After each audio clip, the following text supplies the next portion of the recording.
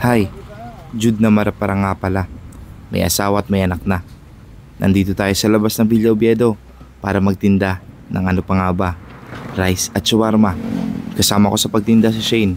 Inagahan na namin sa pag-prepare dito sa labas kasi sobrang kulimlim ng langit at siguradong uulan ng malakas mamaya-maya lang. Kaya bago pa bumuhos ang malakas na ulan, inunahan na namin. Halos araw-araw naman kami nagtitinda dito from Monday to Thursday. Kapag Friday kasi sa loob tayo ng Villa Oviedo para sa Bancheto. Kasama ko din para dito syempre ang special goto ng smoky plates na overload ang lasa, overload pa ang laman. Buti nilang nakahabol tayo bago bumuhos ang malakas na ulan. Sakto sa kalamnan dyan. Kaya kung naghahanap ka naman ng makakainan, punta ka dito sa Villa Oviedo. Nandito ang shawarma rice at syempre nandito din ang goto special ng smoky plates. Ito nga kadarating lang ni Jerjer.